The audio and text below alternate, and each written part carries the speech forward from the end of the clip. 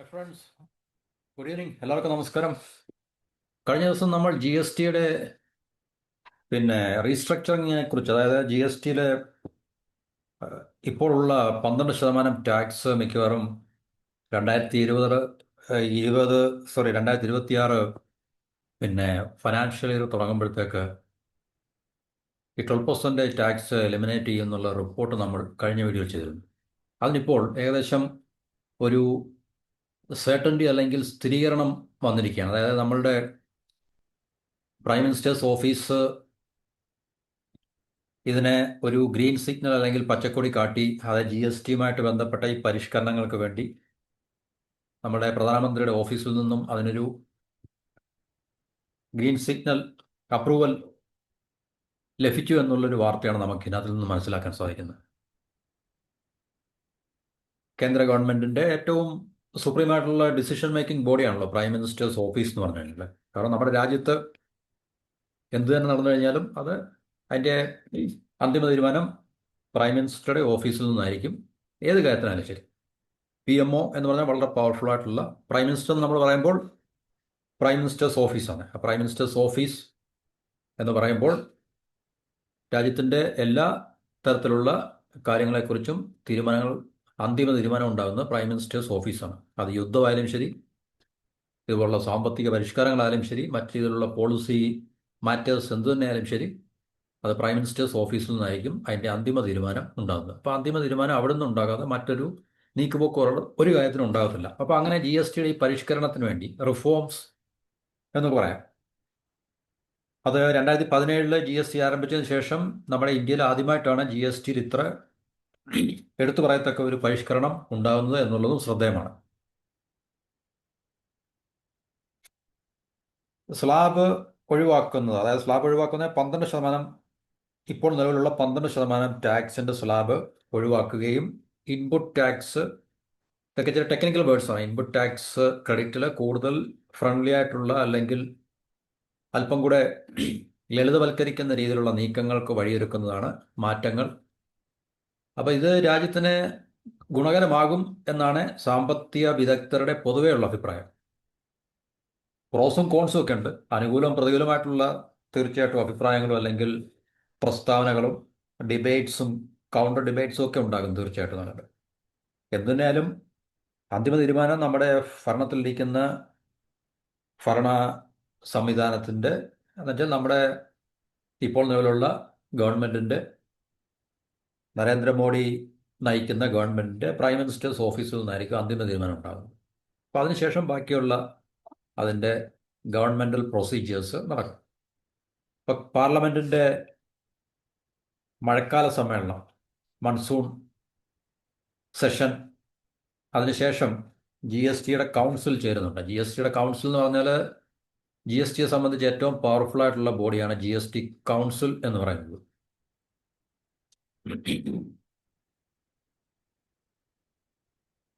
ഓഗസ്റ്റിന് മുമ്പ് G S T council ഇതിനെക്കുറിച്ചൊരു തീരുമാനം ഉണ്ടാകും. അപ്പോൾ ഈ കൗൺസിൽ എന്ന് പറയുന്നത്, അത് ചെയർ ചെയ്യുന്നത് നമ്മുടെ യൂണിയൻ ഫൈനാൻസ് മിനിസ്റ്ററാണ്. അത് നമ്മുടെ രാജ്യത്തെ എല്ലാ ഫൈനാൻസ് മിനിസ്റ്റേഴ്സും, സംസ്ഥാനത്തെ യൂണിയൻ ടെറിട്ടറീസിൻ്റെ എല്ലാം ഫൈനാൻസ് മിനിസ്റ്റേഴ്സും ഉൾപ്പെടുന്ന ഒരു കൗൺസിലാണ് ജി എസ് ടി കൗൺസിൽ എന്ന് പറയുന്നത്. അപ്പോൾ ജി എസ് ടി കൗൺസിലാണ് എല്ലാ തീരുമാനങ്ങളും ഉണ്ടാകുന്നത്. അവിടെയാണ് എല്ലാ പ്രപ്പോസലും സജഷൻസും ഒക്കെ. കാരണം എല്ലാ സംസ്ഥാനത്തെ യൂണിയൻ ടെറിട്ടറീസിലെ ഒക്കെ തന്നെ, കേന്ദ്രഭരണ പ്രദേശത്തെ ഒക്കെ തന്നെ ഫൈനാൻസ് മിനിസ്റ്റേഴ്സ് ഉണ്ടെങ്കിൽ അവരെല്ലാം ഈ ജി എസ് ടി കൗൺസിലെ മെമ്പേഴ്സാണ്. അവരെല്ലാം പങ്കെടുക്കുകയും അവിടെയാണ് കാര്യങ്ങൾ അവതരിപ്പിക്കുകയും തീരുമാനങ്ങളൊക്കെ എടുക്കുകയൊക്കെ ചെയ്യുന്നത്. അപ്പോൾ ഈ പറഞ്ഞ മൺസൂൺ സെഷന് ശേഷം ജി എസ് ടി കൗൺസിൽ ചേരുന്നുണ്ട്. അപ്പോൾ ചേരുന്ന യോഗത്തിൽ നിർണായകമായ മാറ്റങ്ങൾക്ക് അവിടുന്ന് അംഗീകാരം ലഭിക്കും എന്നാണ് കരുതുന്നത്. അത് ഓഗസ്റ്റിലോടുകൂടി അത് ഏകദേശം പൂർത്തിയാകും. 8 വർഷം മുമ്പ് 2017 ജൂലൈ 1 ജി എസ് ടി ഇന്ത്യയിൽ നിലവിൽ വന്നത്. അതിനു മുമ്പുണ്ടായിരുന്ന ടാക്സേഷനെ എല്ലാം കൂടെ ക്രോഡീകരിച്ച്, വാറ്റും എക്സൈസും അല്ലെ അതുപോലുള്ള ടാക്സുകൾ ഒത്തിരി ഉണ്ടായിരുന്നു. അതിനെല്ലാം ക്രോഡീകരിച്ച് ഒരു ഒറ്റ നികുതി എന്നുള്ളൊരു ഐഡിയയുടെ അടിസ്ഥാനത്തിലാണ് ജി എസ് ടി വന്നത്. നമുക്കറിയാം ഇൻട്രൊഡ്യൂസ് ചെയ്യുമ്പോൾ തന്നെ നമുക്കിപ്പോൾ ഏത് സിസ്റ്റം ആയാലും സംവിധാനവും അത് ഇൻട്രൊഡ്യൂസ് ചെയ്യുമ്പോൾ അതിൽ ഒത്തിരി പോരായ്മകളും അല്ലെങ്കിൽ തെറ്റുകുറ്റങ്ങളും ഒക്കെ കാണും. പക്ഷേ അത് മുന്നോട്ട് പോകുന്നതും നമുക്ക് അതിനകത്തിൽ ഏത് കാര്യമായാലും ശരി.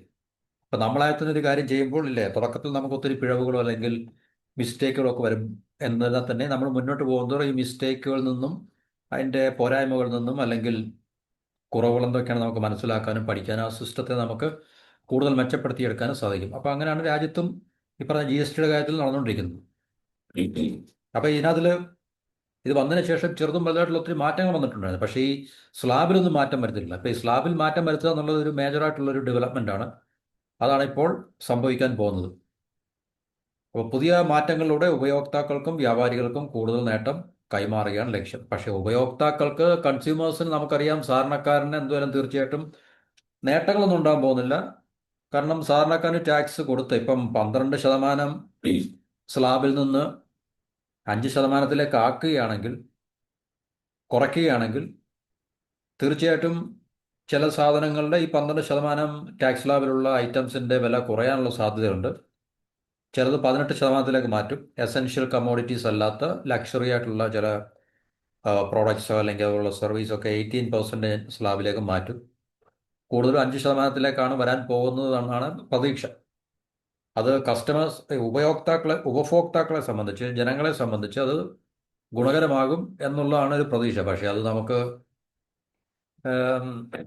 ഇല്ലേ, എത്ര വർഷമായിട്ട് കാലാകാലങ്ങളായിട്ട് ഇവിടെ എന്തെല്ലാം മാറ്റങ്ങൾ ഉണ്ടായിട്ടുണ്ട്. പക്ഷേ നമ്മൾ ഉപഭോക്താക്കൾ എന്ന നിലയിൽ, സാധാരണ പൗരന്മാരെന്ന നിലയിൽ നമുക്ക് കൊടുക്കേണ്ട വിലയിൽ കാര്യമായിട്ടുള്ള കുറവുകളൊന്നും ഒരു സെക്ടറിലുള്ള അല്ലെങ്കിൽ ഒരു പ്രോഡക്റ്റിൻ്റെയോ ഉൽപ്പന്നങ്ങളുടെയോ സേവനത്തിൻ്റെ മുകളിലൊന്നും നമുക്ക് ലഭിച്ചിട്ടില്ല. ഇപ്പം നമുക്കെന്താ അന്താരാഷ്ട്ര വിപണിയിൽ പെട്രോളിൻ്റെ ഡീസലിൻ്റെയൊക്കെ വില കുറയുന്നുണ്ടെങ്കിൽ തന്നെയും, അല്ലെങ്കിൽ കുറയുന്ന അവസരങ്ങളിൽ തന്നെ ഇവിടെ അതിന് പ്രൊപ്പോർഷണലായിട്ടോ അല്ലെങ്കിൽ കറസ്പോണ്ടിങ് ആയിട്ടോ വില കുറയ്ക്കുകയും ആ പെട്രോളിൻ്റെ ഡീസലിൻ്റെ വില കുറയുന്നതിന് അനുസരിച്ച് മറ്റുള്ള സാധന സാമഗ്രികളുടെ വില കുറയുകയും സാധാരണക്കാരൻ്റെ ജീവിതത്തെ കൂടുതൽ കംഫർട്ടബിൾ ആക്കുന്ന രീതിയിലുള്ള ഒരു വ്യവസ്ഥയൊന്നും ഇവിടെ ഇപ്പോഴും നിലനിൽക്കുന്നില്ല എന്നുള്ളൊരു യാഥാർത്ഥ്യം നമുക്ക് മനസ്സിലാക്കാം. അതുകൊണ്ട് ഉപഭോക്താക്കൾക്ക് ഇത് എത്രത്തോളം ഗുണകരമാവുന്നുള്ളത് നമുക്ക് തൽക്കാലം മാറ്റി നിർത്താം.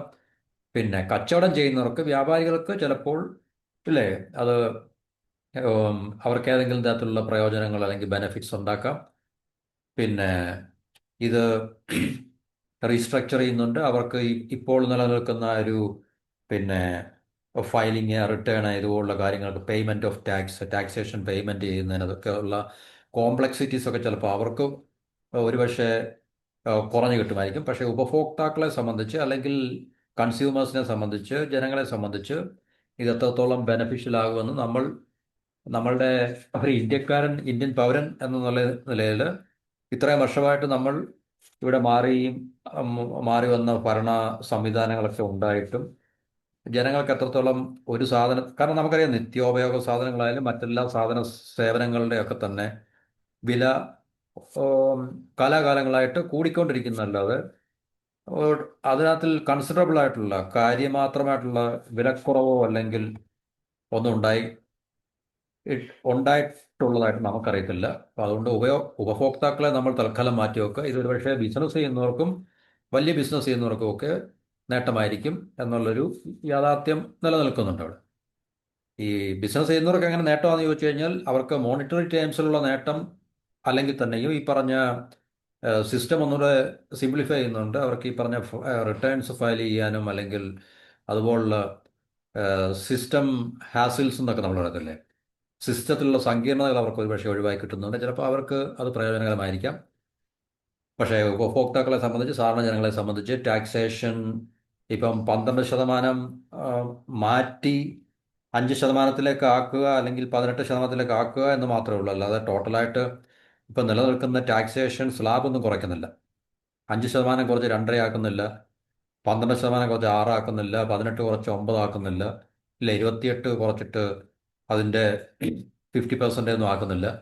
ബാക്കി ടോപ്പ് സ്ലാബ് 28%, 18% ഇതെല്ലാം നിലനിർത്തിക്കൊണ്ട് തന്നെ അതിനിടയ്ക്കുള്ള 12%, 12% മാറ്റി നിർന്നല്ല ആ സ്ലാബിൽ വരുന്ന പിന്നെ സാധന സാമഗ്രികളുടെ ക്രയവിക്രയങ്ങളുടെ അളവ് വളരെ കുറവായതുകൊണ്ടായിരിക്കും ഒരു പക്ഷേ അത് മാറ്റുവാൻ അവർ നിർബന്ധിതരാകുന്നത് എന്നും പറഞ്ഞ് ജനങ്ങൾക്ക് ഇത് കൂടുതൽ നാളെ മുതൽ അവർ മേടിക്കുന്ന സാധനങ്ങളുടെയും സേവനങ്ങളുടെയും വിലയിൽ ഗണ്യമായ കുറവുണ്ടാകുമെന്ന് നമുക്കറിയാൻ പറ്റത്തില്ല.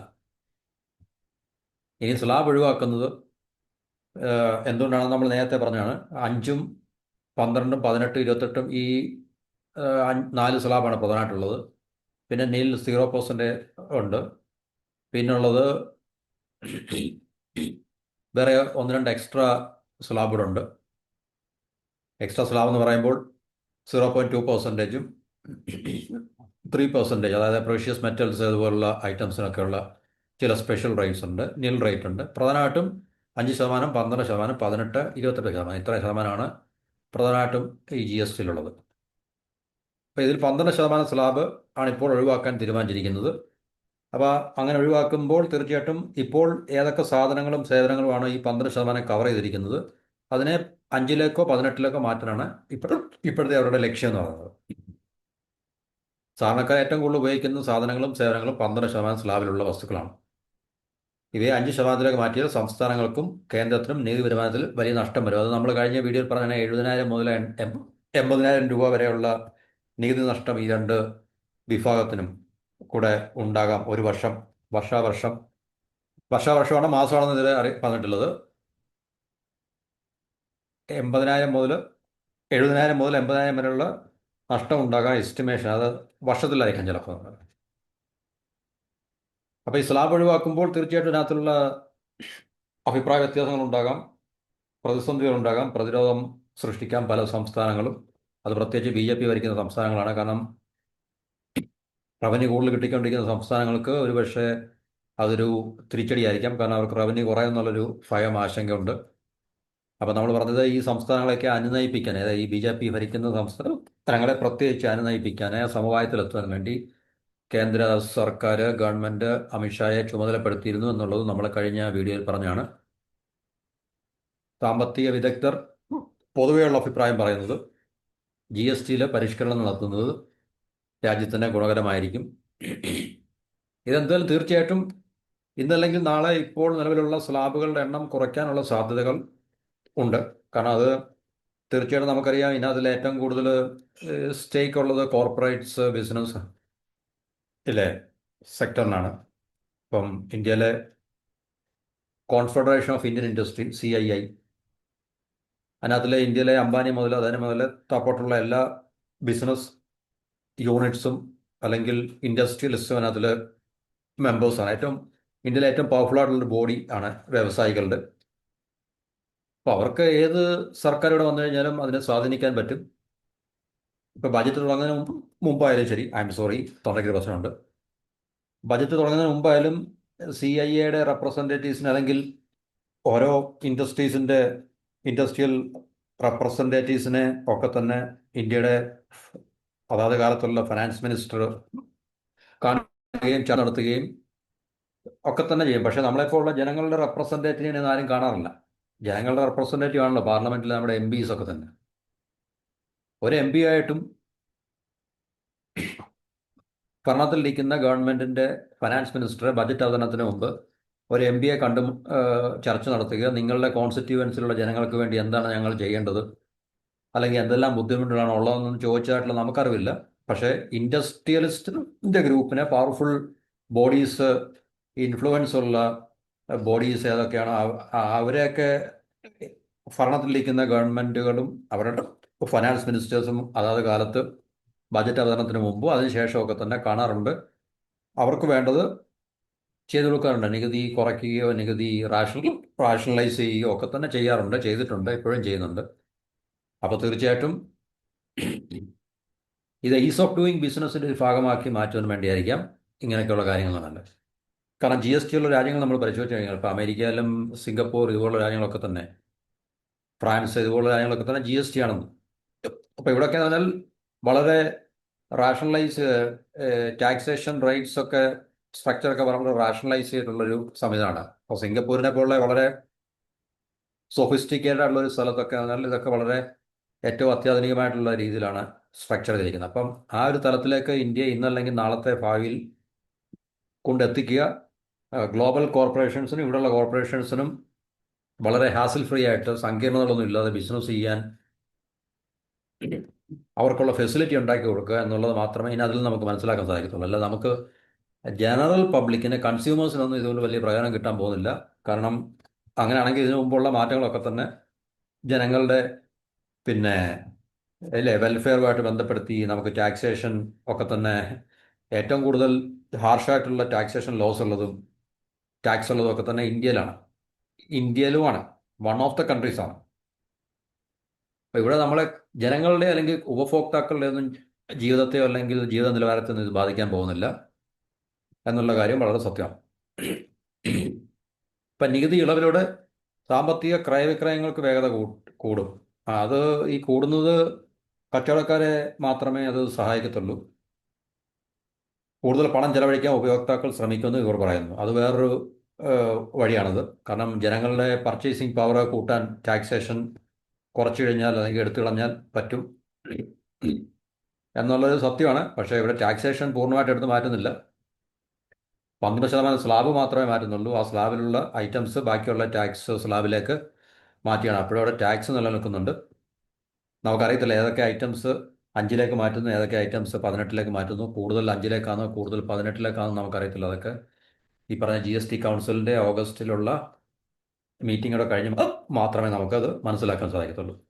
അപ്പോൾ എന്നിരുന്നാൽ തന്നെ ഇത് നമുക്ക് പറയാൻ പറ്റുന്നത് GSTയിലെ ഒരു വളരെ പ്രധാനപ്പെട്ട ഒരു റിഫോം അല്ലെങ്കിൽ ഒരു പരിഷ്കാരം ഉണ്ടാകാൻ പോവുകയാണ്. 2017 ഇത് സ്റ്റാർട്ട് ചെയ്തതിന് ശേഷം മറ്റ് പലതരത്തിലുള്ള ചെറുതെന്നല്ല വളരെ നമുക്ക് ശ്രദ്ധിക്കപ്പെടാത്ത രീതിയിലുള്ള മാറ്റങ്ങളൊക്കെ ഉണ്ടായിട്ടുണ്ട്. പക്ഷേ ഈ ടാക്സ് സ്ട്രക്ചറിൽ സ്ലാബ് സ്ട്രക്ചറിൽ ഒരു കാര്യമായിട്ടുള്ള മാറ്റം ഉണ്ടാകാൻ പോകുന്നത് ഈ ഒരു 8 വർഷത്തിന് ശേഷമാണ്. അപ്പോൾ ഇതിലൊരു റിഫോമായിട്ട് തന്നെ പരിഷ്കാരമായിട്ട് തന്നെ ഒരു മേജർ റിഫോം, ഒരു പ്രധാനപ്പെട്ട ഒരു പരിഷ്കരണം എന്ന രീതിയിൽ തന്നെ നമുക്കിതിനെ കാണാൻ സാധിക്കും. പക്ഷേ ഇത് എത്രത്തോളം നമ്മളെപ്പോലുള്ള സാധാരണക്കാരെ ബാധിക്കും, നമ്മുടെ ജീവിതത്തിന് ഇത് അനുകൂലമായിട്ടുള്ളൊരു അനുകൂലമായിട്ട് ഇതിനെ എങ്ങനെ ട്രാൻസ്ലേറ്റ് ചെയ്യാൻ കഴിയുമെന്നുള്ളതിനെക്കുറിച്ച് ഉള്ള സംശയം മാത്രമേ ഉള്ളൂ. ബാക്കിയൊക്കെ പരിഷ്കാരം നടത്തുന്നത് ഗവൺമെൻറ്റിന് വേണ്ടിയല്ല, ഇവിടുത്തെ കോർപ്പറേഷൻസ്. കാരണം നമ്മളതിനെ നെഗറ്റീവായിട്ടോ അല്ലെങ്കിൽ തെറ്റായിട്ടോ പറയുകയല്ല. കാരണം അവരുടെ ശബ്ദങ്ങൾ മാത്രമേ ഗവൺമെൻറ് കേൾക്കാറുള്ളൂ. സാധാരണക്കാരൻ്റെ വോയിസ് കേൾക്കാറില്ല ഒരിക്കലും. കാരണം സാധാരണക്കാരൻ്റെ വോയിസ് നമ്മുടെ റെപ്രസെൻറ്റേറ്റീവ്സ് MPs ആണ്, അതായത് കോൺസ്റ്റിറ്റ്യുവൻസിലുള്ള MPs ആണ്.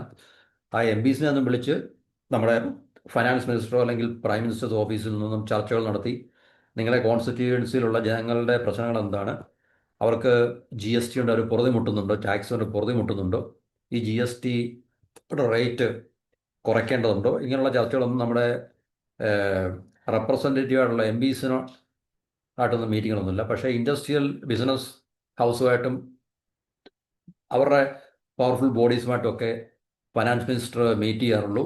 അത് നമ്മൾ പണ്ട് മുതലേ കാണുന്നതാണ്. ആ ട്രെൻഡും പാറ്റേണൊന്നും ഒരു ചേഞ്ച് ആയിട്ടില്ല, ഇപ്പോഴും അത് തന്നെ തുടരുന്നു. അതുകൊണ്ട് ഇത് ജനങ്ങളെ സൂചിപ്പിക്കാനൊന്നുമല്ല എന്നുള്ള കാര്യം ആണ് യാഥാർത്ഥ്യം എന്ന് പറഞ്ഞുകൊണ്ട് ഈ ടോപ്പിക് നമുക്കിവിടെ അവസാനിപ്പിക്കാം. ബാക്കിയൊക്കെ നമുക്ക് വരുന്ന വഴിയിൽ കണ്ട് മനസ്സിലാക്കാം. അപ്പോൾ ഇത്രയാണ് ഈ ടോപ്പിക്കിനെ കുറിച്ച് ഇവിടെ പറയാനുള്ളത്. മറ്റു ടോപ്പിക്കുമായിട്ട് അടുത്ത വീഡിയോയിൽ കാണാം. എല്ലാവർക്കും ഒരിക്കൽ കൂടി നന്ദി, നമസ്കാരം, and have A wonderful rainy day.